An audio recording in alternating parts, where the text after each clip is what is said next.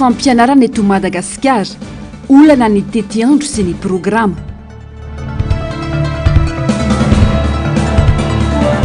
Biby tsy fantatra, fanolanana, inona tao amiravirana ny sain'ny mponina.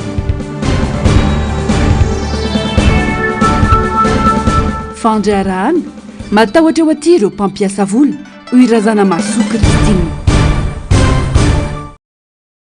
Manatitra ny araba tombo kilasy tongo vavy tonga soa indrainao tanatin'izao fotoana ny fampahalalam-baovao izao, ampanajana sy ampitiavana no asakanao anaraka ny atsipirim-baovao hatramin'ny farany. Pejy ny toe-karena avy atrandry tokony tsy hiamba-amby Madagasikara, hitrandraka ireo harena kibon-tany eto amintsika, hanavotana ny vahoaka malagasy. Io nambaran'ny mpahay toe-karena Serge Zafimahova manoloana ny fiainan'ny bloc pétrolier eto amintsika, afaka manome fahaleovantena ratsolika ho antsika ity miroro, hoy ity mpahay toe-karena ity raha tafaresaka tamin'ny Mialy Rajonombana sy Mano Randriamalala. Mianam-pitoerana ohatra ny fianantitra ireo tahambola ny solika na ny bloc pétrolier eto Madagasikara tao anatin'ny taona vitsivitsy izay. Raha mbola 7 ny isan'izay bloc pétrolier nampiasaina izay tamin'ny taona 2014, ny 90 izany tamin'ny taona 2014 ary zary efa tsy misy intsony amin'izao fotoana izao. Vao maika hiteraka fahasahiranana ho an'ny malagasy anefa izany. Na dia mbola mipetraka olana aza ny politika ny Madagasikara amin'ny fitrandrahana harena kibon-tany, tsy tokony salasala i Madagasikara hitrandraka ireo harena ireo satria ny fanavotana ny voaka malagasy no zava-dehibe, hoy ny nambaran'ny mpahay toe-karena Serge Zafimahova. Telo taona na efa taona eo ihany koa farafahabetsany no ahafahantsika mitrandraka ireo harena ireo noho ny antony maro araka izao fanazavana izao. Nisy tany amin'ny 7 tany hoany ny kompania pétrolière no teto amintsika. Taty aoriana le izy milaza zany ny fitondrana fa hoe mbola nisy enina tamin'ny 20 fa diso any le izy tsy nisy an'izany enina zany. Tsy mazava amiko mihitsy mahatonga ny prime ministre manoratra le tedavana lalam-bola zany amin'ny anaovana le recherche pétrolière. Tsika manko zao mbola tsy phase d'exploitation fa mbola phase recherche pétrolière. Tsy miroro zany tokony nafahatsika nanana fahaleovan-tena tamin'ny resaka solika. Ny olana tsy mirorany problème de stockage. Tsy ampy zany le stockage. Nisy 167 000 barils stocké tao fa io nefa namidiny zareo. Misy 1 700 000 barils de réserve approuvée ao tsy miroro. Madagasikara kosa zany tokony tsy salasala anao exploitation any reo harena kibon'ny tany reo. Secteur fossile, pétrole, gaz, charbon. Misy 3 500 millions de tonnes ny réserve ny charbon. Ny gaz, misy gaz prouvé ato Sakara etsika.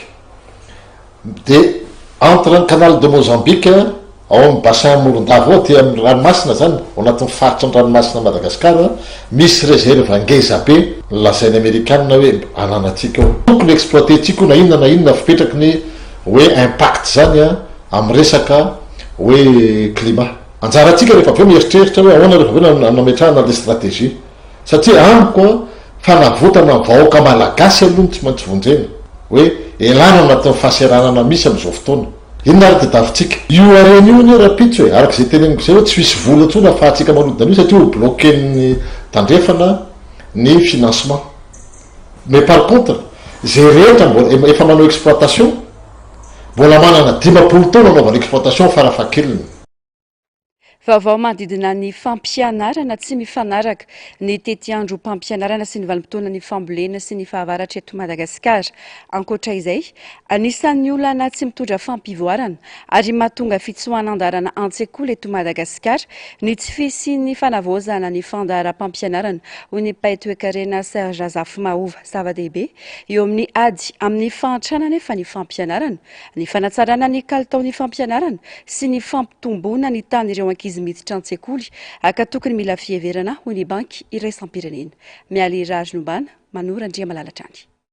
isan'ny manosika ny ankizy hialan-daharana any an-tsekoly sy mahatonga ny tsy fahatongavan'ny mpampianatra manao ny asany indrindra fa any amin'ny tontolo ambanivohitra ny fifanandrifiany ny fitaoam-pampianarana sy ny fitaoam-pambolena ary ny fitaoam-pijinjana ny vokatra araka ny nambarany banky iraisam-pirenena. Eo ihany koa ny fitotonan'ny fitaoam-pahavaratra ao anatin'ny vanim-potoana hianaran'ny mpianatra izay manery ny ankizy tsy hianatra sy ny sekoly katona noho ny oram-baratra sy ny rivo-doza.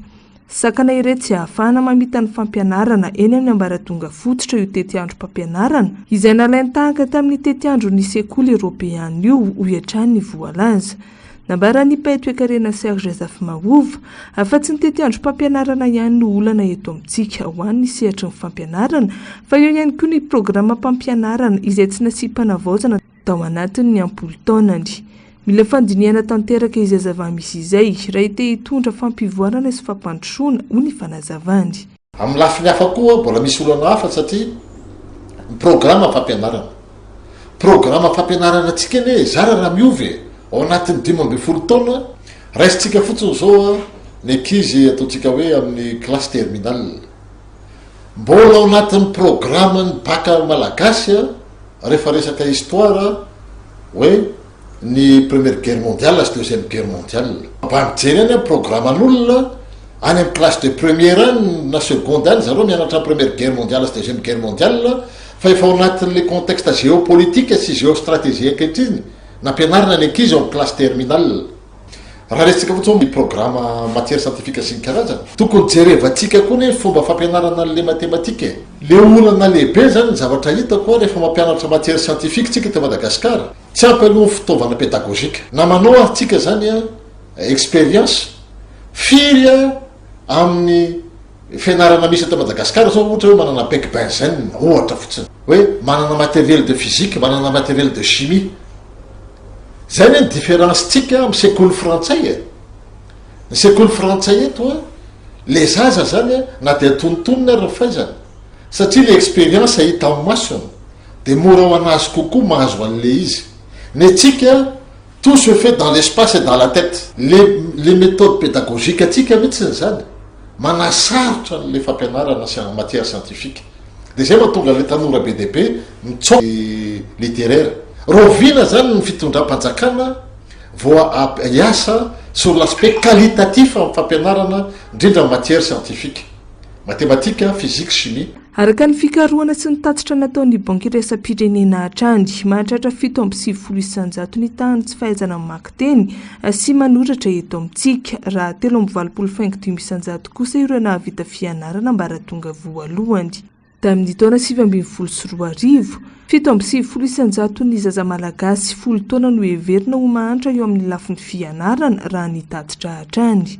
Ho an'ny tontolo ambanivohitra sy eo anivon'ny sekolim-panjakana ny tsy fanomezana fampiofanana araka ny tokony ho izy ireo mpampianatra karamain'ireo ray aman-dren'ny mpianatra dia heverina fa isan'ny lesoka mahatonga ireo voalaza ireo. Aza dinany fa tamin'ny fotoan'androny ny FRAM manao hoe fikambanan'ny ray aman-dren'ny mpianatra. Ny tatsahany namorona an'io voalohany. Misy fotoana zany tsy tonga tany ambanivohitra tany zany ny mpampianatra. Dia ny ray aman-dreny zany mba tay-mpianatra ny zanany. Rehefa tay-mpianatra ny zanany izy dia zay olona manoaky teny sy manoratra tao an-tanàna no angatahany ray aman-dren'ny mpianatra tany ambanivohitra mba hampianatra ny zanany. Ny fikambanan'ny ray aman-dren'ny mpianatra zany manome karaman'le mpampianatra zay zareo ihany karoka azy mety hoe manome sakafo sy manome trano koa le mpampianatra. Le olana anie zany anatin'izay rehetrarehetra zay tokony natao politika mpanjakana zany le FRAM. Tsy fandraisana andraikitra ny fanjakana na tonga le ray aman-dreny tany ambanivohitra mitady an'le mpampianatra dia zay natonga le resaka FRAM. Lasa nidina ambany dia ambany mihitsiny faripaizan'le mpianatra satria le FRAM iny mety olona mety nanana diplôma angamba ny sasany fa vitsivitsy manana diplôma fa nakabeazan'ny FRAM mariny titulaire BEPC. Ny olana lehibe zany anatin'izay rehetrarehetra zay milatsaka ambany satria le FRAM iny tsy manana formation pédagogique. Zany rehetrarehetra zany malatsaka ny fianarana eo anivon'ny sekolim-panjakana. lycée io a na CEG io a na EPP. Ambara ny banky iraisam-pirenena hatrany fa vahaolana mpitombo ny ankizy hiditra an-tsekoly sy tsy hisian'ny fialanan-daharana any an-tsekoly indrindra fa any ambanivohitra ny fampifanarahana ny tety androm-pampianarana amin'ny taopambolena. Zava-dehibe eo amin'ny ady amin'ny fahantrana ihany koa. Hoy ny voalazan'izy ireo ny fanatsarana ny kalitaon'ny fampianarana sy ny fampitomboana ny isan'ireo ankizy miditra an-tsekoly. Mahakasika ny raharaham-pirenena hatranga miverimberina eto amin'ny firenena arahina volena ireo karazana olana samihafa mba tsy eritreretan'ny mponina ny fahasahiranana nasedrainy noho ny afitsoko ny mpitondra. Anaty tsy fahombiazana tanteraka ny fitondrana ka mitady ny hevitra rehetra andrebirebena ny sainy maro. Mila mijoro sy mamaly izay tsy rarin'izay anefa ny rehetra mba ho fiarovana ny firenena. Tati-baovao avitra Solondrabe eo amin'ny sary sy Rantsarimbola Havatsara. Biby hafahafa tsy fantatra mazava mitroka raha sy mihinana biby fiompy, fakanan-keriny, fanolanana sy tranga samihafa. Izay ny paritaka sy nameno ny tambazotra ary adevitra teny amin'ny fiarahamonina nandritra ny fotoana naharitra. Efa tany amin'ny vanim-potoana nahafatesan'ny radama faharoa ny atomoan'ny resaka toy izao, anodinana sy isotonana ny saim-bahoaka. Ohatra amin'izany, ny resaka bibiolona, ny pakara, ny mpangalajaza sy ny sisa. Izany rehetra izany dia tranga miverimberina rehefa anaty fahasahiranana ny firenena. Mandalo fotoan-tsarotra ny firenena. Izany eo amiko raha ny famakoka an'ireny zavatra sy ny zavatra ohatr'ireny dia midika fa ao anatina fotoana anankiray, vanim-potoana anankiray manahirana ny firenena. Ary izay foana nisy teto. Raha ohatra ka tamin'ny fotoan'andro hoe maty Radama II korotana ny teto-imerina dia nalaza nanomboka tamin'izay nalaza mihitsy io resaka hoe pakafo, pakara io. Ny zavatra fantatra aloha dia hoe tsy mandehandeha ho aiza ireny feo ireny. Misy foana ny antony anaovana azy. Ary ny olona manao azy tsy hoe olona manao foana fa misy tanjona koa ao ambadik'izay. Miororo ary manadiny ny tena tokony ho ady hevitra ny malagasy. Mila mijoro sahy miteny rehetra fa tsy tokony manaiky ny tranga toy ireny. Mety ho fomba fiady politika fanaon'ny mpitondra ihany koa anefa izy ireny araka ny faneho-kevitry ny mpanao politika. Qu'il y ait atao de volonté. Fa politika zany tsy fantatro na volonté politique fa qu'il y ait atao io. Antsika ne azafady amin'ny teny zao fa zao tsika voagaga hoe ary to misy manipula. Za aty miteny zany foana misy manipulation fotsiny pona eto Madagasikara hatramin'izay ka hatramin'izao. Rehefa mpitondra firenena ka tsy vomana hitondra firenena dia zany azy ny arme absolue zany. Fa antsika malagasy tsy mety tonga saina mihitsy. Tokony ho tezitra ny malagasy.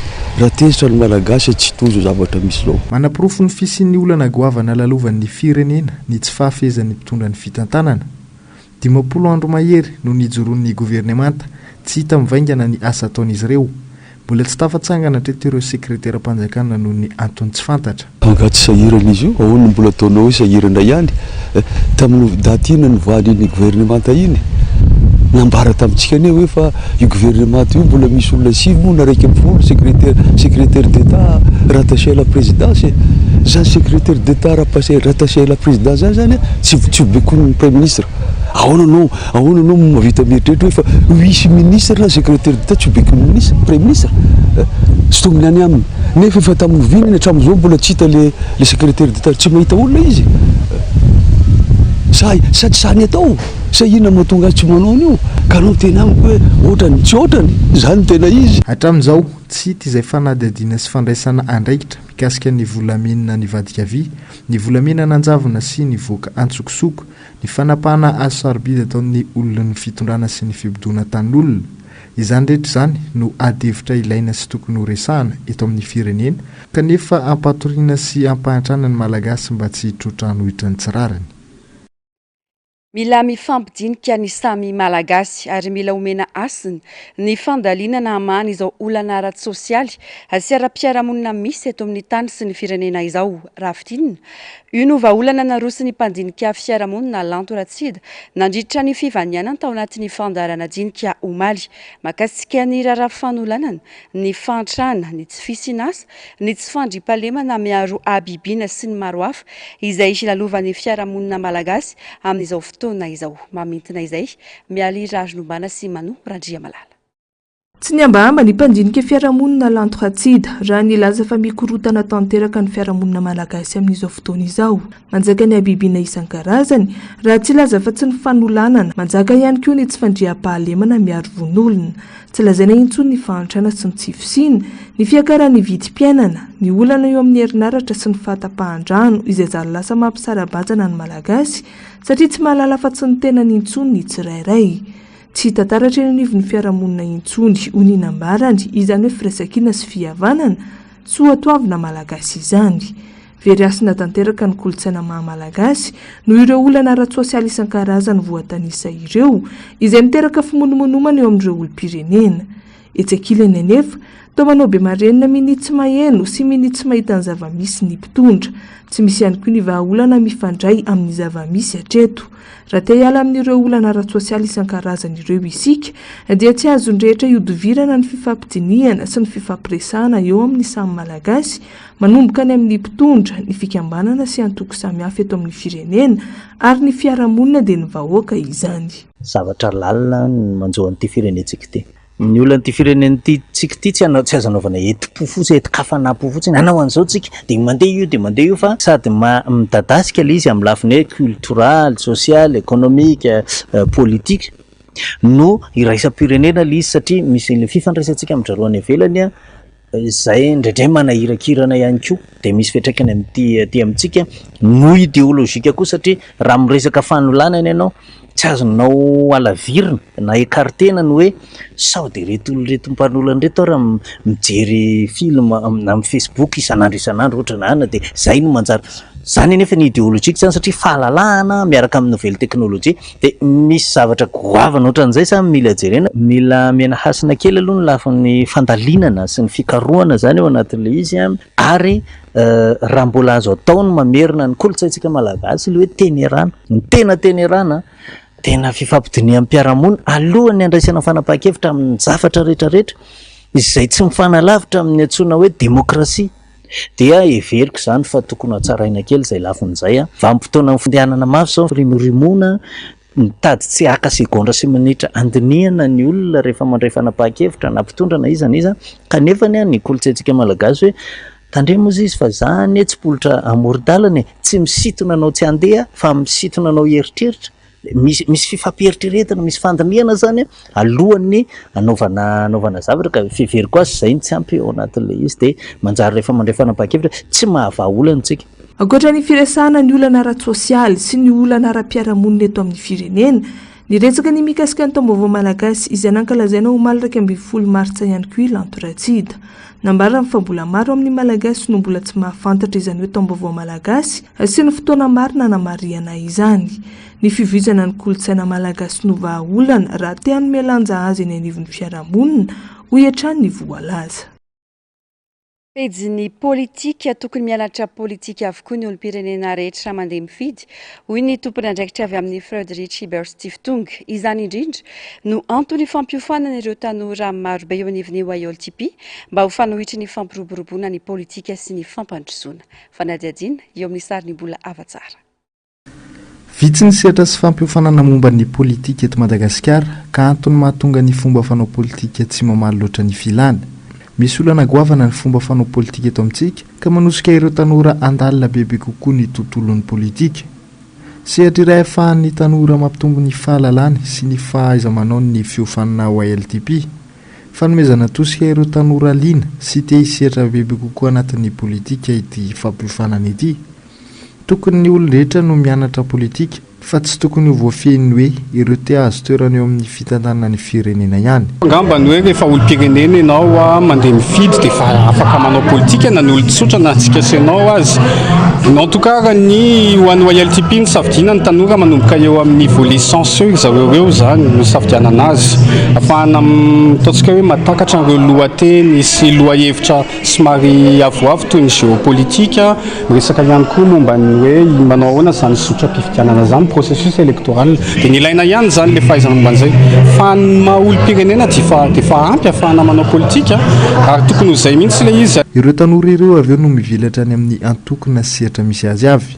maro amin'izy ireo no efa manana anjara toerana ambony eto amin'ny firenena ary samy manana ny fomba ampivoaran'ny fahaizany manao politika. Izy koa misy stratégie zany apetraka le tanora vita ny fampifanana hoe tia ny lalana lehako aloha afahako mandray andraikitra lehibe kokoa noho io zany. Nisokatra androany tetsy Andrainarivo ny andiany manaraka amin'ity fiofanana ao ILTP karakarain'ny Frédéric Ebert ity fotoana ity. Tanora malagasy 500 hatreto no nisitraka ny fiofanana ary ady iray atao amin'izy ireo ihany koa ny fanomezana laka bebe kokoa ny vehivavy hisehatra ao anatin'ny politika. Misy akony ratsy eo amin'ny toe-karena ny toedrara politika sy sosialy eto amin'ny firenena. Anisan'izany tsy faharisy ny mpampiasa vola ho avy eto Madagasikara. Nanamafy ity fiemorany mpamatsy vola ity ny filohan'ny antenimieram-pirenena atao anaty ny fanambarana nataony antony maro no mahatonga ny mpampiasa vola tsy ho avy eto Madagasikara. Koavana indrindra amin'izany ny olona ny angovo sy ny faratsin-dalana. Onja lalana avy manana Mathieu Princy. Mampiematra ny mpampiasa vola tsy ho avy eto Madagasikara ny toedrara eto amin'ny firenena na eo amin'ny sehatra politika izany na ny toe-karena indrindra fa ny sosialy. Ilay Madagasikara mifampandrosoana nefa mifahatongavandreo mpampiasa vola satria anampy amin'ny famoronana asa maro ka mamaha amin'ny ampahany ny olona tsy fananana asa eto amintsika. Anisan'ny mampiematra amin'ny vahiny tsy hampiasa vola eto amintsika koa ny olona ny angovo dia ny herinaratra ho ny filohan'ny antenimieram-pirenena tao anatin'ny fanambarana nataony. Maro ireo mpandraharaha vety maniry hamorona asa any amintsika fa matahotra noho ny antony maro samihafa. Ny lalàna, ny climat d'affaires sy ny herinaratra izay miteraka olana be ho an'ny indostria, ny lalam-pirenena, ny amin'ny fitaomana sy famoarana ny vokatra. Andry iray ahafana mampandroso ny firenena ihany koa ny fandraisan'ny vehivavy andraikitra manadrify azy ho hiatrany ity filohana androm-panjakana ity. Miantso ny vehivavy malagasy rehetra iray iny, hijoro fa tsy hijery sy hitaza-potsiny mahalona ny zava-miseho eto amin'ny firenena ihany koa ny tenany. Isan'ny fototra afaka mampiova ny tantara ny vehivavy ary manana ny eritsaina rehetra ilaina amin'ny fanovana ny vehivavy ary efa maro ihany koa ny vehivavy eran'izao tontolo izao manam-pahaizana no efa misehatra amin'ny politika. Raha hitazana, hijery, hitsetra, hanao tora-po fotsiny dia inoko fa tsy hitondra fandrosoana sy fivoarana ny amin'ny tsaratsara kokoa izany. Anisan'ny nanatrika ny fivorindra vehivavy filohana antenimieram-pirenena maneran-tany ny filohan'ny antenimieram-pirenena malagasy, firenena 470 no nandray anjara tamin'ity fihaonana natao tamin'ny Frantsa ity. Tafalatsaka tanteraka anaty fahasahiranana sy fahantrana ny firenena malagasy amin'izao fotoana izao Camila Fanovana. Dingana voalohany amin'izany fifidianana solombavam-bahoaka izay ataony 7 Mei 2022 ho avy izao. Fifidianana fanavotam-pirenena no atao amin'io ho ny solombavam-bahoaka ao amin'ny distrika Amparafaravola atao anaty ny fandarana miara-manonja androany. Fanampanazavana.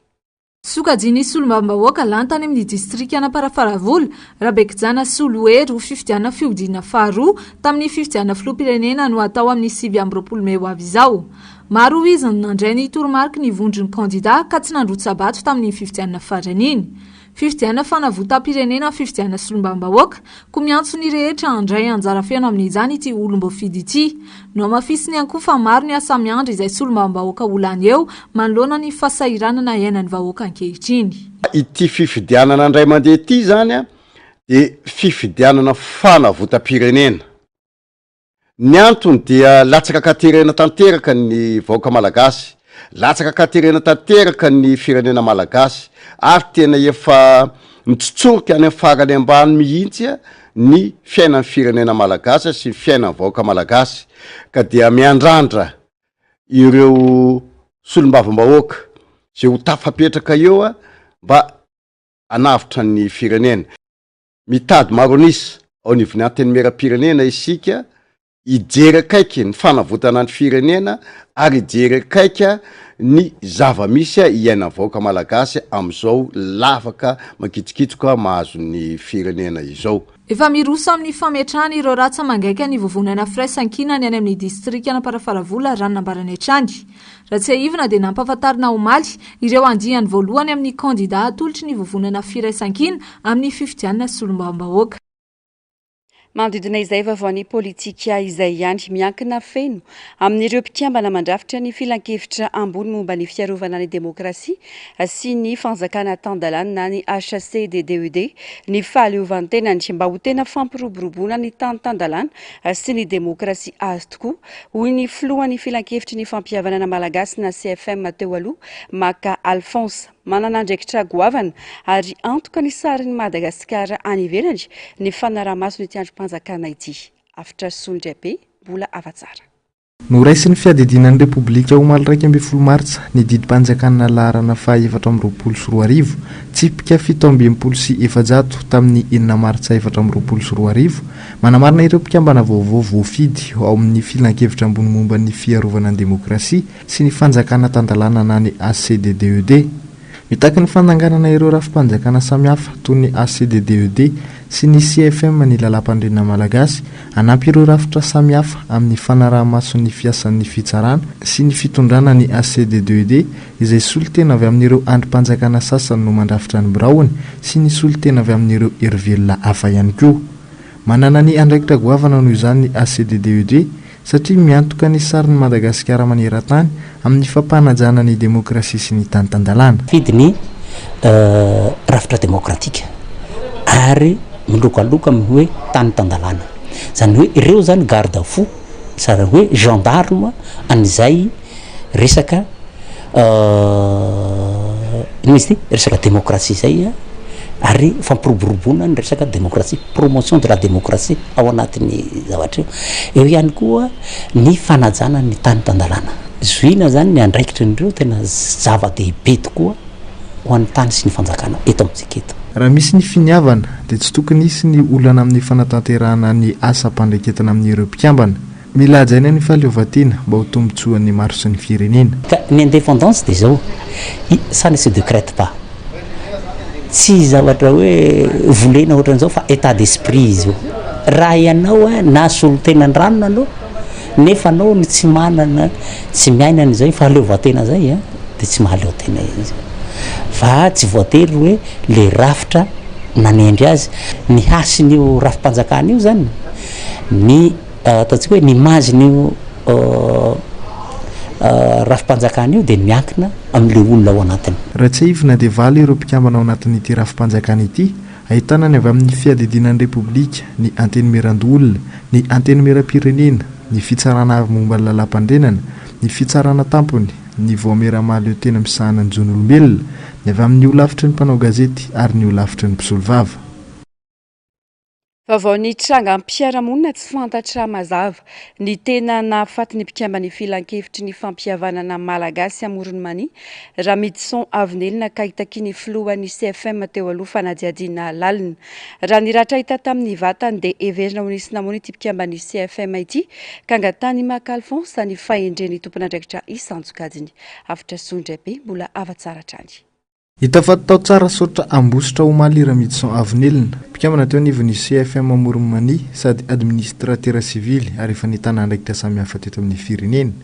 Nisy ratra ny vatany, vaky ny lohany ary hita mangana ihany koa ny masonilany.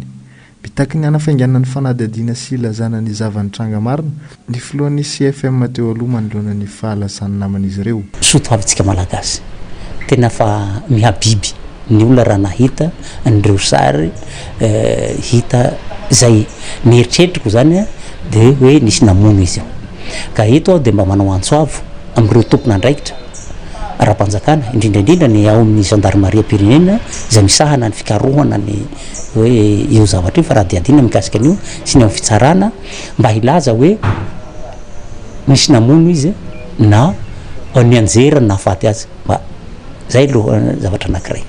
Faharoa tokony mba mangataka ihany koa amin'izareo ireo mba hanao faran'izay haingana ny fanadiadiana fa mino fa manana fahaiza manao ireo mino fa misy andisa alalana hoe iza ny nanao an'izy io ka azahoana ny tena nahavanontoza faran'izay haingana ary mba hibaby ny moa zany vokatra ny zavatra nataony andraikitra feno amin'ny fampanajana ny lalàna sy ny rary ny araka izany ny andrasana amin'ny fitsarana sy ny mpitandro ny filaminana amin'ny tranga toy izao lafim-baovao ahafatanteraka kosa indray hitondra fanovana lehibe toy ny fanamorana ny fanondranana sy fanafarana entana fanatsarana ny fanaramaso sy ny fiarovana ny harem-pirenena sy ny maro hafa ireo no tanjon'ny fiara-miasa ny fahatseranana sy ny masoivon'ny États-Unis amin'ny alalan'ny tetikasa ny sampandrara amerikana misana ny fampandrosoana iraisam-pirenena na ny USAID sy ny fandaharanasa ny firenena mikambana momba ny fampandrosoana na ny PNUD ho fanavaozana ny fahatseranana malagasy fanadiadiana hitondra ny anjara brikiny amin'ny fanatsarana ny fomba fiasa eo anivon'ny fiaramanidina indrindra amin'ny fitantanana ny mpandeha sy ny fanodinana entana ny gouvernement américaine amin'ny alalan'ny USAID aharitra roa taona ity tetikasa fanatsarana ny fahaiza-manao sy ny fangaraharahan'ny rafi-pitantanana ny fahatseranana eto Madagasikara ity akoatra ireo voadanisa anampy amin'ny fanatanterahana ny paikady stratégique amin'ny fanavaozana amin'ny alalan'ny fampiroboroboana ny fampafantarana ny fenitra sy ny fanatsarana ny fizotran'ny asa eo anivon'ny fahatseranana malagasy ihany koa ity tetikasa ity ny tena zava-dehibe hiavaka amin'ity iray mitoraka ity dia fahafana mijery ireo opération aérien rehetrarehetra anatin'izay ny entana miditra izay mandalo expressiste anatin'izay ny e-commerce anatin'izay koa ny fanaovana profiling ny olona mety ho à risque rehefa passager izy sy ny entana mety ho à risque à l'import comme à l'export zava-dehibe ireo satria ny fametrahana ny analyse de risque amin'ny cargo aérien zany hoe ny entana miditra avy amin'ny avion dia mila famatorana satria mila avoaka entana matoa ny olona ray mandefa entana par voie aérien dia ilaina maika iny dia mila amoraina izay fanamorana zay nefa tsy anala koa ny fametrahana ny contrôle zay tokony apetraka dia hitareto fanampiana rehetra ny afahana mametraka outil na fitaovana afahana migerer ireo expressiste sy ny e-commerce afahana mijery ireo mahazo ny liste ny passager afahana manao analyse de risque amin'ny passager dia afahana koa ankoatran'izay migerer ny décision rehetrarehetra ty amin'ny douane dia ho digitalisena daholo na ny olona nangataka franchise io nangataka valeur io nangataka entrepôt na agrément ny douane nangataka prise en charge zay fifandraisana zay ho atao fahatseranana ka amoahany fahatseranana fanapa-kevitra dia ho digitalisena dia manala n'le fotoana lavabe zay hiampitany reny parafeur be dehibe reny amin'ny fomba amoahana ny décision amin'izay lafin'izay koa any amin'ny solotsaina dia afahana mahazo n'le décision sy afahana manao n'le demande tsy voatery mandeha sy déplacer ty amin'ny fahatseranana nanamafy ny mahazava-dehibe ity fiaraha-miasa vaovao ity ny ambassador américaine Claire Pierangelo izay nilaza fa ankoatra ny fahombiazana eo amin'ny fitantanan-draharaha eo anivon'ny fahatseranana dia ampiana ny resaka kolikoly ihany koa ity tetikasa vaovao ity for this really important project which we hope zava-dehibe tokoa ity tetikasa raha ity ary anananay fanantenana ny amin'ny fanatsarana ny fanaovana ny fitondrana ny fitantanan-draharaha eto amintsika sy ny fampandehanana ny raharaha fandraharaharaha eto Madagasikara efa voaporofo tamin'ireo firenena nanatanteraka karazana fanovana toy izao ny fiatsarana sy fahombiazana ny fitantanana ny fikirakarana ny fahatseranana sy ny fampandehanana ny fahatseranana dia nisy ny fampianana ihany koa ny kolikoly eo amin'ny sehatry ny fahatseranana fampiakarana ny vola miditra amin'ny kitapom-bola mpanjakana ary ihany koa nanatsara ny fidirany ny faneraseranan ny fanondranana entana sy fampidirana entana eo amin'ny firenena anankiray ny PNUD eto Madagasikara no anatanteraka ity tetikasa ity tanjona dia ny anatsarana ny fitantanana eo anivon'ny fahatseranana amin'ny alalan'ny fametrahana sehatra vaovao ho an'ny fanodinana angon-drakitra momba ny entana lefa amin'ny fitaterana anabakabaka sy an-dranomasina ary ny fampidirana ireo rafitra moderna ao anatin'ny sehatra efa misy projet qui va certainement avoir un impact positif sur l'efficacité et surtout les recettes qui vont être possibles à travers la douane malagasy. Donc pour le PNUD, c'est une fierté de pouvoir collaborer étroitement avec les différentes entités en faveur du développement durable de Madagascar. Hitombo ny vola miditra amin'ny fahatseranana malagasy sy ny varotra miaraka amin'ny Madagasikara ary eo amin'ny 2 andro monja ny fotoana nafarana na andefasana entana anabagabaka sy an-dranomasina rehefa tafapetraka sy miasa araka ny tokony ho izy ity tetikasa ity.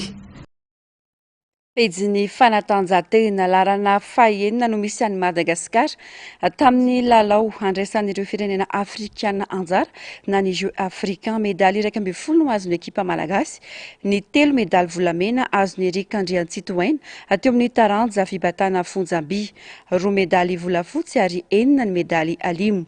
Egypte no mitana ny larana voalohany azo médaille mitotaly 420.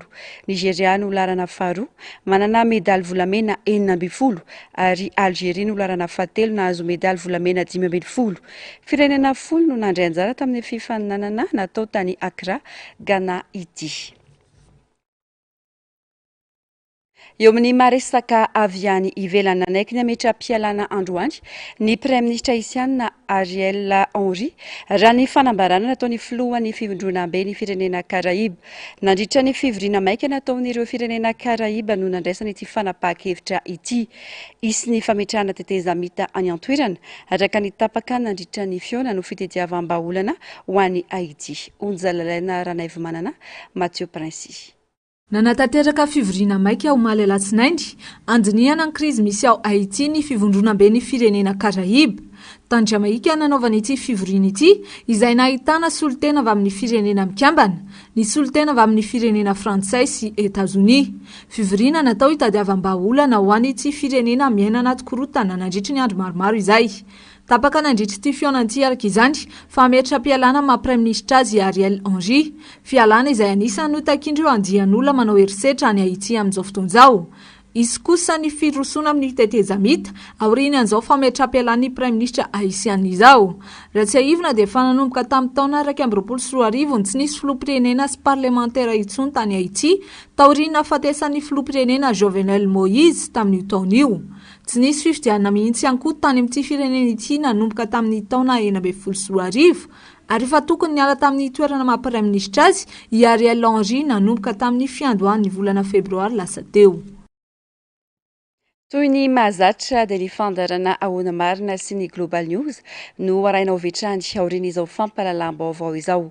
Aorian'izay kosa ny horonan-tsary mitondra ny lohateny hoe Treve Idols, ny sampana fampahalalam-baovao klasy tongavy mametraka ny veloma mandrapitafa ho amin'ny rahampitso indray. Veloma tompoko.